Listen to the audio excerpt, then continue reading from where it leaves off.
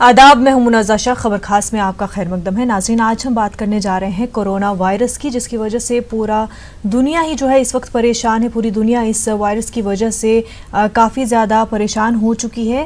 तो बात करेंगे आज के बुलेटिन में कोरोना वायरस की।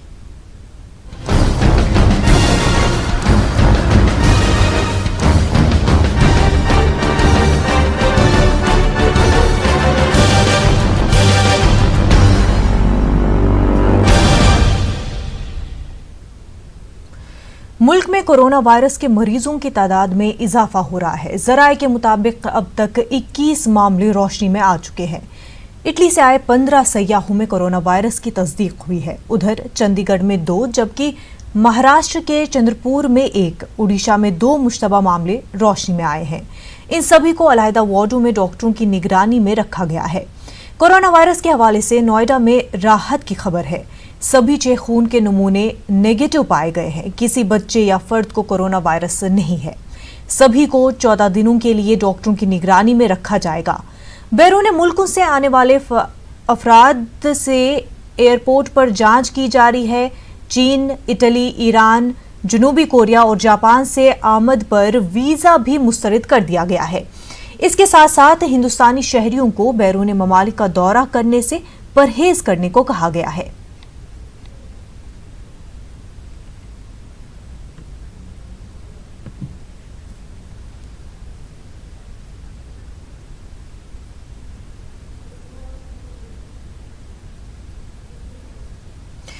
डॉक्टर हर्षवर्धन, हेल्थ मिनिस्टर, इस वक्त कोरोना वायरस को लेकर के मीडिया से खिताब करें। सीधा ले चलते हैं।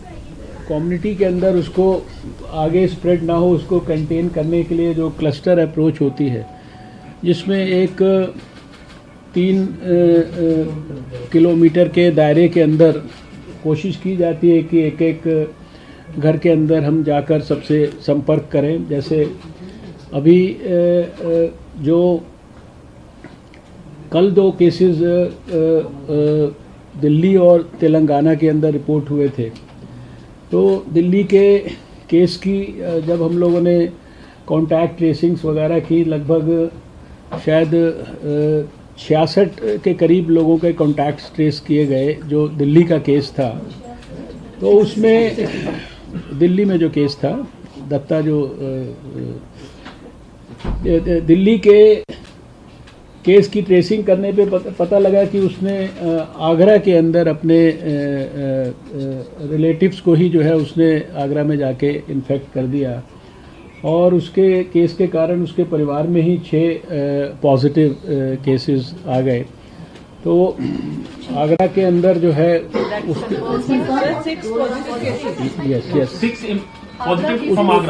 उसके परिवार के तो आप एक बार सुन लीजिए मेरी बात, उसके बाद कोई आपके मन में बात होगा तो, क्योंकि एक चीज़ का फ्लो टूट जाता है ना, बीच में आप डिस्टर्ब करेंगे तो what I am trying to emphasise. तो फिर उसके बाद वहाँ के जो ऑफिशियल्स के साथ कोऑर्डिनेशन करके हम लोगों ने उसके आसपास के जो 3 किलोमीटर्स के डायमीटर में एक घर में, बिकॉज दैट इज़ द, इस तरह की चीज़ों में जो क्लस्टर के अंदर कम्युनिटी में चीज़ें स्प्रेड ना हो, that is the way to actually take it forward. वरना तो जिससे कोई संपर्क करता जाएगा, जब तक आपको पता लगेगा कि ये भी हो सकता है और आप उसको आइसोलेट करेंगे, उसके पहले वो बहुत लोगों को इन्फेक्ट कर सकता है। तो that is what we have actually emphasised everything before the Delhi government also.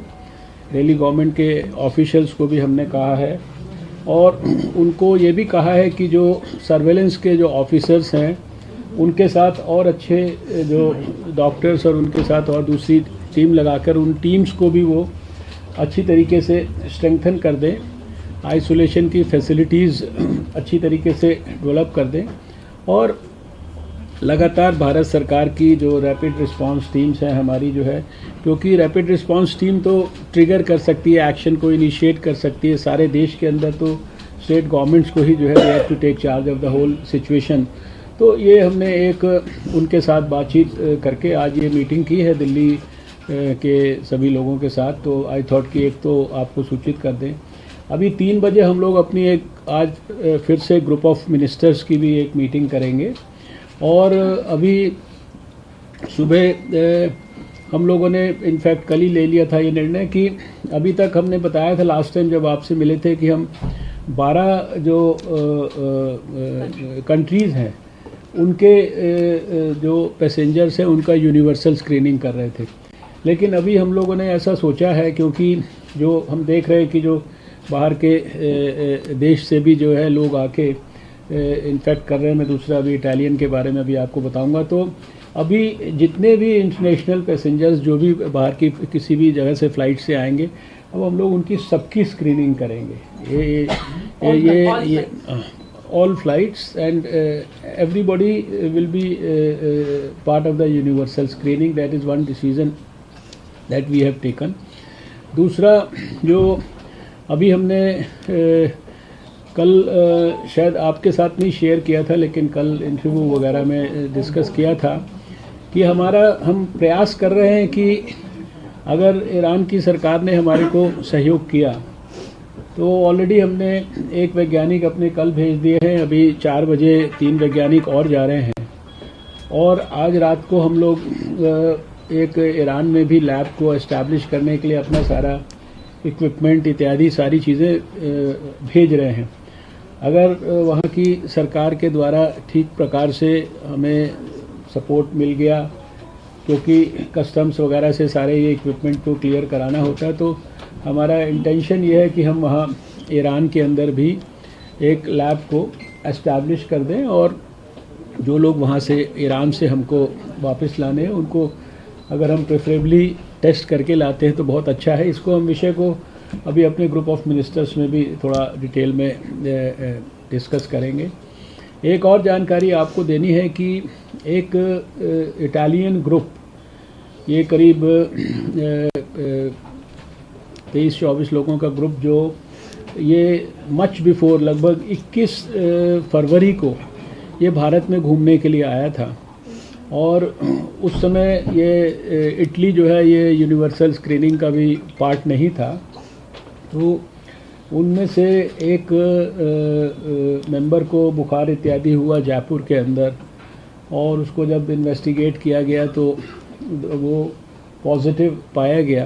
जैसे ही उसका पॉजिटिव हमको इन्फॉर्मेशन मिली तो हमने उनके ग्रुप के जितने भी लोग थे उनको हम लोगों ने पहले वो वापस जाना भी चाहते थे, लेकिन वहाँ की गवर्नमेंट ने उनको वापस आने के लिए मनाही किया, तो हमने उनको तुरंत आइसोलेट करके जो आईटीबीपी का हमारा जो कैंप है वहाँ पे उनको शिफ्ट कर दिया था, उनके ग्रुप के बाकी लोगों को। तो अभी वो जो ग्रुप है उसके बारे में लेटेस्ट जानकारी ये है कि वो जो एक व्यक्ति जिसको पॉजिटिव पाया था उसने अपनी वाइफ को भी उसने इन्फेक्शन दिया, तो उसकी वाइफ भी पॉजिटिव आई, और उस ग्रुप के जो बाकी लोग जो थे उसमें से 14 लोग जो थे उनको जो है वो पॉजिटिव पाए गए। उसी दे आर ऑल इटालियंस। ये जो इटालियन जो ग्रुप टूरिस्ट जो यहाँ पे घूमने के लिए आए हुए थे, who had come to India much before we were screening people coming from Italy, उनमें से एक व्यक्ति को बुखार हुआ जयपुर में, उसको इन्वेस्टिगेट किया, वो पॉजिटिव आया, तो हमने उसके ग्रुप के सारे लोगों को आइसोलेट करके आईटीबीपी कैंप में तुरंत शिफ्ट कर दिया। वहाँ शिफ्ट करने के बाद जब उनकी टेस्टिंग कराई तो उसमें से 14 लोग जो है वो पॉजिटिव आए, प्लस 1 इंडियन जो उसको ग्रुप को चलाने वाला ड्राइवर था। तो दिस इज द इनफैक्ट 15 वो हो गए, और वो एक प्रकार से उनका हस्बैंड और वाइफ हो गए, तो एक्चुअली 17 हो गए उस ग्रुप में से। तो टोटल 17। तो अभी ये देखिए, अभी आपको हमने सारा, मैं दोबारा से रिपीट कर देता हूँ, तीन केसेस ऑलरेडी केरल में आए थे। केरल में आने के बाद वो ठीक होके घर चले गए। फिर एक केस दिल्ली में आया, उसने अपने 6 घर के रिश्तेदारों को आगरा में इन्फेक्ट किया, और एक उसके ब्रदर इन लॉ वगैरह रहते थे, he had gone to Agra also. हमने तो कॉन्टैक्ट ट्रेसिंग किया ना, 66 लोगों का कॉन्टैक्ट ट्रेस किया उसका। उसमें आगरा के अंदर भी हमने सारे लोगों को, जितने भी कॉन्टैक्ट्स पॉसिबल कॉन्टैक्ट्स हैं, we have been tracing everything. तो उसी के कारण उसने जो है अपने जो रिश्तेदारों को इन्फेक्ट किया। That is how we could catch it, जिसके बारे में मैं भी बता रहा हूँ। और जो दूसरा वाला केस था वो तेलंगाना के अंदर आया था, जिसके उसके भी लगभग 88 के करीब जो है कॉन्टैक्ट्स को जो है ट्रेस किया गया।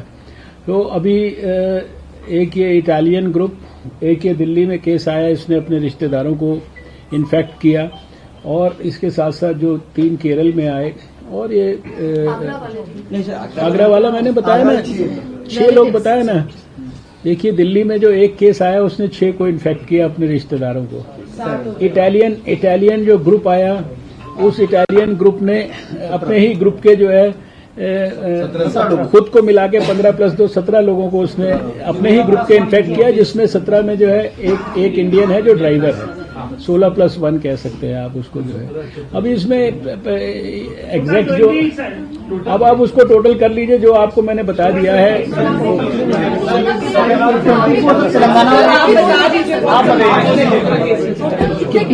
कितनी बार बताएंगे? अभी देखिए ये अभी जो मेरे पास जानकारी है उसके हिसाब से इनका टोटल 28 होता है। इस 28 में मैंने आपको ब्रॉड बताया कि 3 लोग केरल में आए थे, ठीक हो गए। एक दिल्ली में आया, वो ट्रैवल करके आया इटली से, जो जिसने अपने 6 रिश्तेदारों को इन्फेक्ट करा।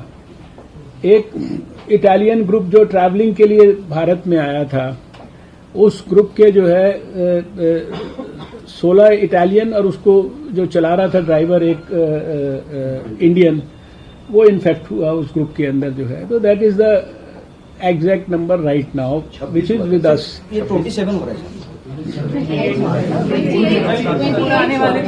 चलिए, आई थिंक मेरा ख्याल से मैंने ठीक जोड़ के बताया, लेकिन ये इतना कोई issue is important. What is important is the issue. तो एक ज्यादा है या एक कम है, एग्जैक्ट मैंने आपको। तो अभी ये देखिए, पहले भी हमने ये बात आपके थ्रू रिक्वेस्ट किया कि एक तो कोई किसी भी तरह का आप सब सहयोग करें, कोई पैनिक इसके बारे में नहीं फैलना चाहिए, क्योंकि बीमारी ये तेजी से स्प्रेड होती है, एक से दूसरे में जाती है जल्दी, इसलिए प्रिकॉशंस लेने ज़्यादा ज़रूरी है। राइट इन्फॉर्मेशन लोगों को देना बहुत ज़रूरी है। साधारण प्रिकॉशंस, सिंपल प्रिकॉशंस हैं कि सबसे बड़ी मेजर चीज़ तो यह है कि मेरा ख्याल से डॉक्टर हर्षवर्धन हेल्थ मिनिस्टर जानकारी दे रहे थे कोरोना वायरस से जो कंफर्म्ड केसेस है, 28 केसेस कंफर्म्ड है केरला से, दिल्ली से, तेलंगाना से और जयपुर से, उनके बारे में जानकारी दे रहे थे। साथ ही साथ किस तरह से कोशिशें हो रही हैं इस वायरस को कंटेन करने की, उसके बारे में जानकारी दे रहे थे। रुक करते हैं हमारे नुमाइंदों का। हमारे साथ इस वक्त जयपुर से सचिन जुड़े हुए हैं, साथ ही साथ दिल्ली से प्रीति जुड़ी हुई है और हैदराबाद से संजय तिवारी हमारे साथ जुड़े हुए हैं। सबसे पहले संजय तिवारी, आपसे जानना चाहूंगी कि हैदराबाद में जिस तरह से केस सामने आया उसके बाद काफी ज्यादा लोगों में पैनिक भी देखने को मिला। 88 कॉन्टैक्ट्स जो कि पाए गए थे, उन लोगों के साथ कॉन्टैक्ट किया है दुबई से जो ये इंजीनियर आए हुए थे, क्या उनकी टेस्टिंग अभी तक हो चुकी है, उसके रिजल्ट आ चुके हैं? संजय, ये बिल्कुल आप जो बात कर रही हैं, जो सॉफ्टवेयर इंजीनियर है, जो मुनज्जा जो सॉफ्टवेयर इंजीनियर हैं, जो बेंगलोर से हैदराबाद आए थे, और उसके साथ जो बस में जो उनके साथ लोग थे या जिनके वो संपर्क में आए, उन सबको जो है वो ट्रैक करके उनका सैंपल कलेक्ट किए गए हैं। और अभी तक कोई भी ऐसी जानकारी नहीं मिली है कि उनमें से कोई भी व्यक्ति पॉजिटिव पाया गया है, लेकिन जो है वो गवर्नमेंट के जो हेल्थ अथॉरिटीज़ हैं वो उस पर निगाह रखे हुए हैं और किसी भी तरह का कोई चीज़ हो, पैनिक ना क्रिएट हो, ये भी गवर्नमेंट की कोशिश है।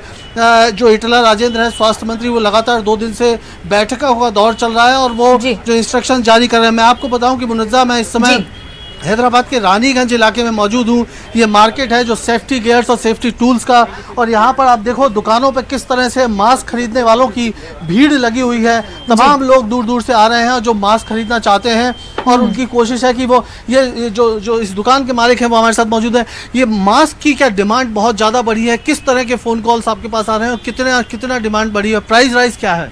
Price has gone by 1 rupee का मास्क आज 20 रुपये हो गया and demand has gone by 1000 times. आप बोल नहीं सकते। अभी आजकल पहले तो एक्सपोर्ट के लिए आ रहे थे, अभी जैसे पैनिक हो गया कि तेलंगाना में वायरस आ गया, कोरोना एंटर हो गया, so people from all the offices construction companies आ रहे हैं, they are taking for the offices and prices have gone like anything. 1 rupee का 20 रुपये हो गया।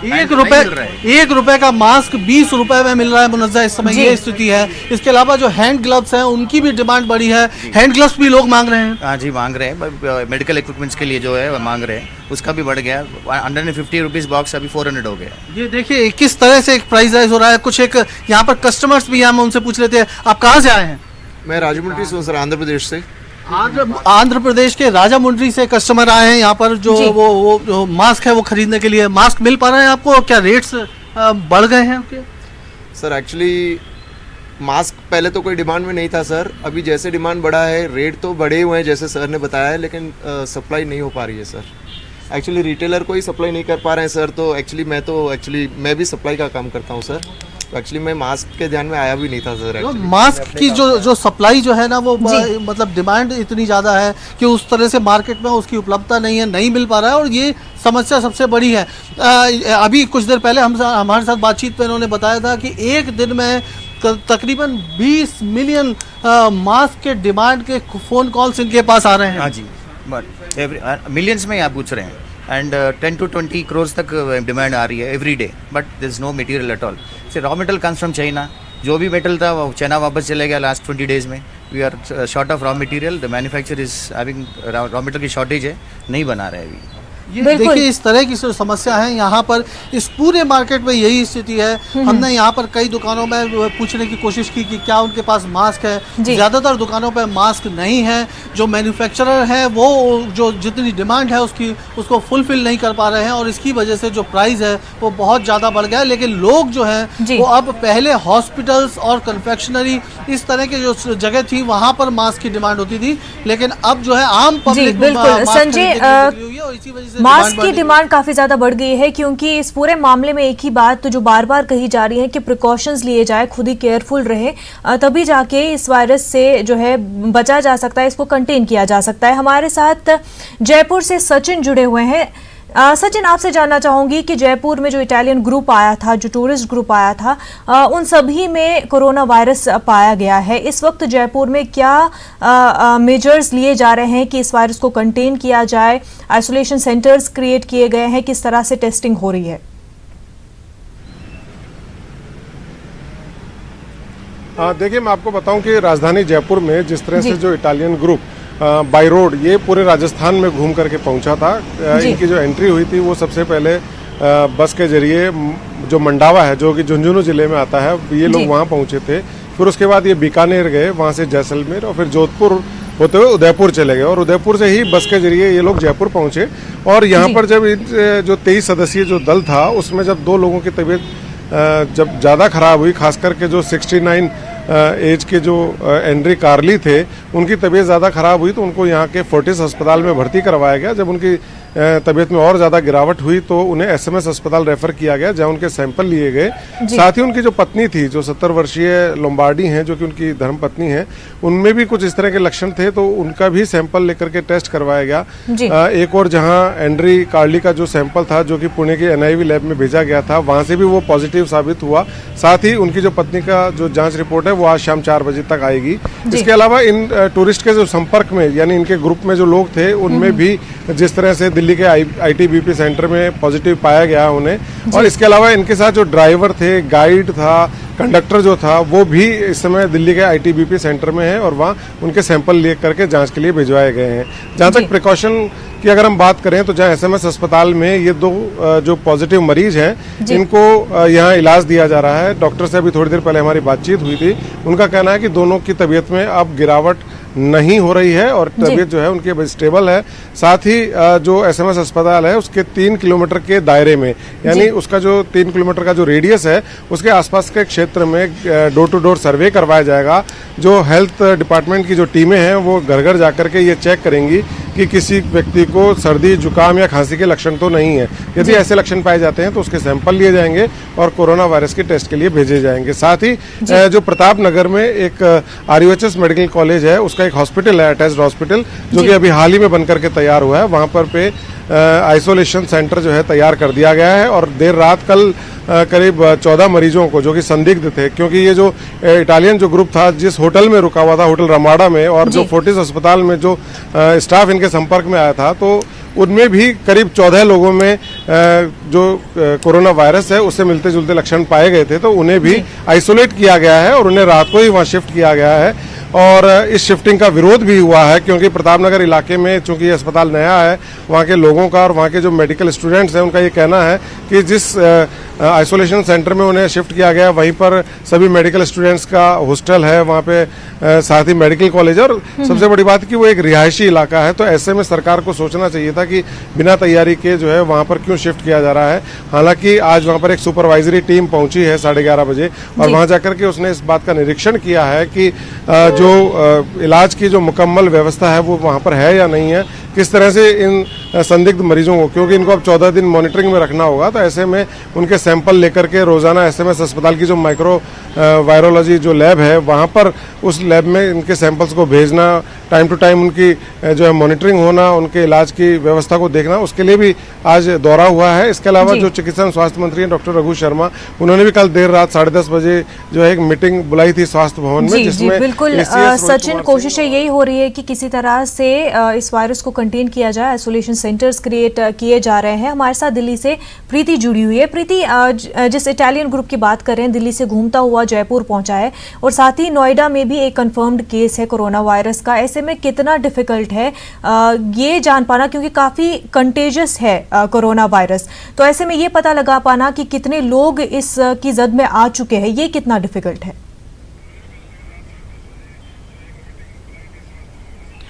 बिल्कुल, आप बिल्कुल सही कह रही हैं कि कोरोना वायरस का जो वायरस है वो इतनी तेज़ी से फैल रहा है कि उसको कंट्रोल करना मुश्किल है। और दूसरी चीज़ ये भी है कि किन किन लोगों को उसने इफ़ेक्ट किया है उसको भी, क्योंकि ये हाथ मिलाने से और छूने से चीज़ें फैल जाती हैं। तो अभी जो हम इटालियन ग्रुप की बात कर रहे थे उसमें टोटल 17 लोग थे जो इटालियन थे और एक इंडियन था जो ड्राइवर था। तो वो लोग हालांकि रमाडा दिल्ली के हयात होटल में रुके थे, उसके बाद उनको वहाँ से इंसुलेट कर दिया गया और वहाँ से उनका इलाज शुरू, फिर वो वहाँ से जयपुर पहुँच गए। लेकिन ये बहुत मुश्किल है कि वो किन किन लोगों से मिले और कौन कौन लोग अब उनसे इफेक्टिव हुए, वो जो रिपोर्ट आएगी वो बाद में आ पाएगी, क्योंकि बाद में उसके जो लक्षण हैं वो सामने आएंगे। और जहाँ तक नोएडा की बात है तो नोएडा में कल 6 लोगों के सैंपल लिए गए थे, जिन 6 लोगों की जो रिपोर्ट थी वो निगेटिव आई है। लेकिन अभी फिर एक केस और अभी हुआ है कि वो केस कंफर्म हुआ है। तो जिस तरीके से दिल्ली, NCR और जयपुर, मतलब पूरे देश की अगर मैं बात करूं तो जिस तरीके से ये फैल रहा है उसको कंट्रोल करने के लिए ही अभी स्वास्थ्य मंत्रालय ने बैठक की थी। उसके बाद बैठक करने के बाद जो हर्षवर्धन है, डॉक्टर हर्षवर्धन है जो स्वास्थ्य मंत्री है, वो मीडिया से मुखातिब है, उन्होंने मीडिया से बात की और उन्होंने कहा कि हम स्थिति पे नज़र बनाए हुए हैं। सभी अस्पतालों के जो मेडिकल सुपरिटेंडेंट थे वो भी इस बैठक में शामिल थे और उन्होंने बताया कि हमारे अस्पतालों में किस तरीके से सुविधाएं और किस तरीके से उन्होंने इंतज़ाम किए हैं। तो उसका पूरा लेकर उन्होंने एक रिव्यू बैठक की है।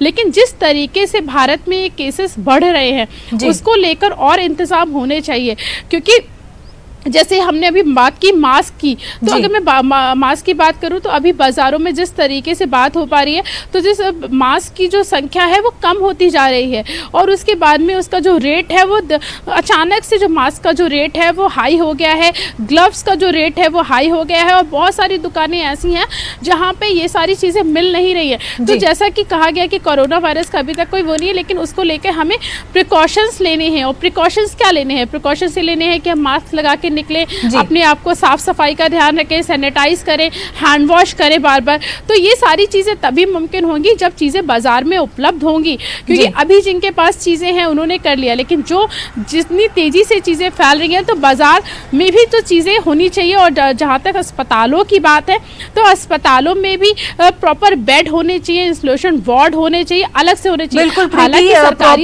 इंतजाम करना बहुत जरूरी है और इस वक्त जितना तेजी से इंतजाम किए जा सके उतना ही इम्पोर्टेंट है। संजय, आपसे जानना चाहूंगी कि जिस तरह से लोग अभी पैनिक हो रहे हैं, तो ये जानना अभी काफ़ी ज़रूरी है कि ग्लोबल लेवल पर भी रिकवरी रेट कैसी है। अभी रिकवरी जो रेट देखी जा रही है, क्योंकि चाइना में भी बताया जा रहा है जो नए केसेस आ रहे हैं उनसे ज़्यादा रिकवरी जो केसेस है वो ज़्यादा सामने आ रहे हैं। तो कितना लोगों को कंसर्न रहना चाहिए, क्योंकि अगर रिकवरी रेट भी देखें वो भी बेटर सामने आ रहे हैं। मुनज़्ज़ा, बिल्कुल ये जो कोरोना वायरस है ये बेसिकली अगर सांस के ज़रिए आपके लंग्स में चला जाता है तभी इसका इफेक्ट है।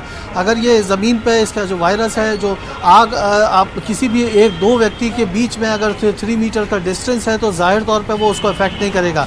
अगर वो किसी को हाथ से टच कर रहा है और टच डिस्टेंस बना के रख रहा है तो ही जो है वो इससे बच सकता है। अगर वो हाथ से किसी चीज़ों को टच करता है जहाँ पर किसी ने छींका है या खांसा है और वो उसके जो सलाइवा है वो वहाँ पर गिरा है और वो उससे कंटेमिनेशन उसके लंग्स में पहुंचा तो ही होगा। दूसरी बात, ज़्यादा गर्मी होने पर जैसे ही टेम्परेचर बढ़ता है ये वायरस सर्वाइव नहीं कर पाता है। तो प्रिकॉशन सबसे बड़ा चीज़ है, इम्पॉर्टेंट है। इससे बचने के लिए पैनिक क्रिएट नहीं करना है, थोड़ा सा प्रिकॉशन लेना ज़रूरी है ये। और दूसरी बात कि इसका कोई वैक्सीन अभी तक नहीं इस दुनिया में है, किसी तरह का कोई टीका नहीं है, तो आपको जो है इससे बचना है। बचने से ही चीज़ों से वो उससे वायरस से, इस डेडली वायरस से बचा जा सकता है। इतनी सी बात लोगों तक पहुंचनी है। दूसरी बात, बिल्कुल संजय, सचिन इस वक्त हमारे साथ जुड़ चुके हैं। सचिन, आपसे जानना चाहेंगे कि ट्रैवल को लेकर के क्या कुछ पाबंदियां लगाई जा रही हैं, क्योंकि मेजरली अगर देखा जाए तो इंडिया में ये वायरस चाहे इटली से या फिर दुबई से ही पहुंच पा रहा है। ट्रैवल की वजह से ही ये वायरस जो है अलग अलग जगहों पर पहुंच पा रहा है। देखिए, मैं आपको बताऊं कि अगर ट्रैवल एडवाइजरी की बात करें तो चूंकि राजस्थान जो है वो हम कहें कि देश में नंबर 1 जो है टूरिस्ट डेस्टिनेशन के रूप में देखा जाता है। और खास करके अगर हम गोल्डन ट्रायंगल की बात करें, यानी दिल्ली, जयपुर और आगरा, जिस तरह से इस गोल्डन ट्रायंगल पे जो जितना भी इंटरनेशनल टूरिस्ट आता है वो इस पे उसका जो है सर्वाधिक मूवमेंट जो है इस पूरे ट्रायंगल पे रहता है। और अगर इटली के जो इस ट्रुप को भी देखें तो उसने दिल्ली में लैंड किया, IGI एयरपोर्ट से वो बस के जरिए जो है राजस्थान पहुंचे। राजस्थान के उस पे उन्होंने करीब 8 शहरों में यहाँ पे जो है भ्रमण किया, यहाँ पे विजिट किया और फिर उसके बाद वो आगरा पहुंचे और आगरा से फिर वो दिल्ली पहुंचे। यानी ये जो गोल्डन ट्रायंगल था इसी पर इटली के जरिए जो है ये वायरस घुसा। और सबसे बड़ी बात यह है कि ट्रैवल एडवाइजरी में ये कहा गया है, खास करके जिस तरह से जयपुर में जो इंटरनेशनल एयरपोर्ट है उस पर ये कहा गया है कि थाईलैंड से आने वाली जितनी भी फ्लाइटें हैं, इसके अलावा जो ईस्टर्न जो कंट्रीज हैं, खास करके चाहे जापान हो, थाईलैंड हो या फिर इसके अलावा फिलीपींस हैं, जो इटली है, ईरान है और दुबई, यहाँ से जो फ्लाइटें आ रही हैं उनमें जितने भी जो टूरिस्ट हैं उनकी स्क्रीनिंग प्रॉपर तरीके से की जाए। इसके अलावा अगर डोमेस्टिक फ्लाइट से भी अगर कोई ट्रैवल करके आ रहा है तो उसकी हिस्ट्री पूछी जाए, उससे उसकी ट्रैवल हिस्ट्री कि क्या उसने किसी विदेश कंट्री में कहीं जाकर के कोई जो है कोई भ्रमण किया है, कितने दिन वो बाहर रहा है, कहीं उसमें कोई लक्षण तो नहीं है, उसकी स्क्रीनिंग की जाए प्रॉपर तरीके से। और अगर उसमें किसी भी तरह की ट्रैवल हिस्ट्री में अगर ये जो लिस्टेड जो कंट्रीज हैं अगर यहाँ पर उसने ट्रैवल किया तो उसको आइसोलेट किया जाए, अगर उसे जरूरत पड़े तो होम आइसोलेट भी किया जा सकता है। बिल्कुल ट्रैवल एडवाइजरी को पूरी तरह से काम करने की जरूरत है। यहाँ पर कंप्लीट स्क्रीनिंग की काफी ज्यादा जरूरत है। बेहद शुक्रिया सचिन आपका। संजय तिवारी आपका भी बेहद शुक्रिया। प्रीति आपका भी हमारे साथ बने रहने के लिए काफ़ी शुक्रिया। तो नाज़रीन, इस वक्त काफ़ी अहम ज़रूरी बात यह है कि प्रिकॉशनरी मेजर्स लिए जाए, मास्क और सैनिटेशन जो है वो सही से की जाए, क्योंकि एक ही तरीका है कोरोना वायरस को कंटेन करने का, वो है कि खुद जो है प्रिकॉशनरी मेजर्स लिए जाए, तभी इससे बचा जा सकता है। बेहद शुक्रिया आपका। आदाब।